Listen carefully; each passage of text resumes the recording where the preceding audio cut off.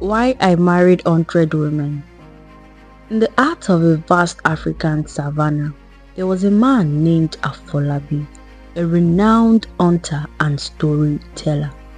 He was known throughout the land for his wisdom, bravery, and more curiously, for having married 100 women. Each evening, as the sun dipped below the horizon, painting the sky with shades of orange and purple, the villagers would gather around the fire, eager to hear Afolabi share the tale of his marriages, a story both wondrous and cautionary. Afolabi began his story with a weird smile, his voice carrying the weight of years lived and lessons learned.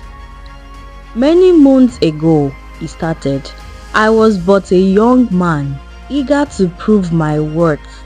I was strong, fearless, and full of ambition. One day, while hunting in the deep forest, I encountered an old woman, frail and hunched, struggling to carry a bundle of firewood. Moved by her plight, I offered to help. She thanked me and in her gratitude told me of a secret. Afolabi, deep in these woods lies a hidden village where the most beautiful women of the land dwell. Each of them possesses a unique gift, one that can bring wealth, wisdom, and power beyond your wildest dreams. Intrigued, Afolabi asked the old woman how he could find this hidden village. She warned him, to gain the favor of these women, you must first understand them. Each will test you in a different way, and only if you marry them all will you unlock the full power they hold. But beware, Afolabi, for this journey will test more than your strength. It will challenge your very soul.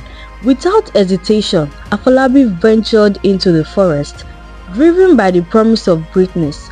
For days he wandered until he finally stumbled upon the hidden village.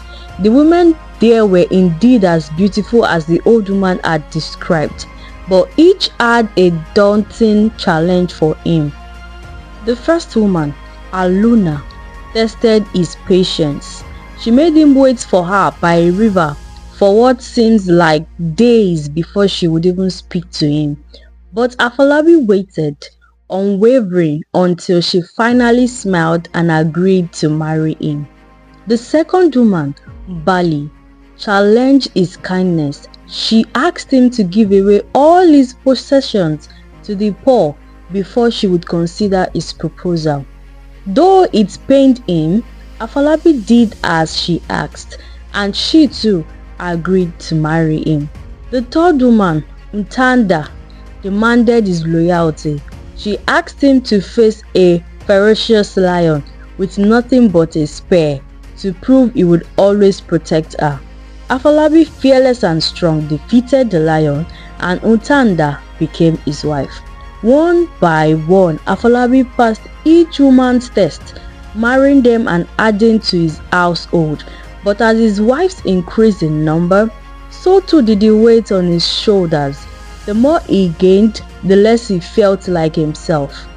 Each wife brought new responsibilities, new challenges, and though he grew in wealth, wisdom, and power, he began to feel the burden of his choices.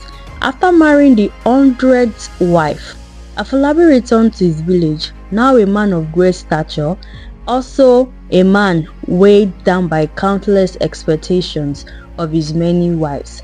The villagers marveled at his achievements, but Afolabi felt hollow. The riches and knowledge he had acquired came at the cost of his peace and freedom. One night, Afolabi had a dream. He was visited by the same old woman who had sent him on this quest. She looked at him with sad eyes and said, Afolabi, you sought to marry 100 women to gain their gifts, but you forgot that true happiness comes not from power or wealth, but from understanding oneself and others. You have conquered the test they set before you, but now you must conquer the greatest challenge of all, finding balance within your own heart. Upon waking, Afolabi realized that he had been so focused on the external challenges that he had neglected the internal ones. He decided to travel one more time, but this time not in search of wives or wealth, but to find the balance and peace that had eluded him. He returned to the forest, to the place where he had first met the old woman. There, he built a small hut and lived quietly, visiting his wives only occasionally, giving each of them the time and attention they deserved. Over time, Afolabi learned to balance the gifts he had been given, and though he had married 100 wives, he finally found contentment not in their number, but in the simplicity of life and love he shared with each one of them. And so, Afolabi's tale became a legend in the village, a story told to remind the young that the pursuit of greatness must always be tempered with wisdom, and that true wealth lies not in how much one can acquire, but in how well one can live.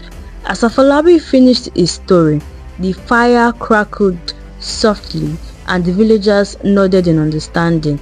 The lesson of the hunter who married 100 women was clear.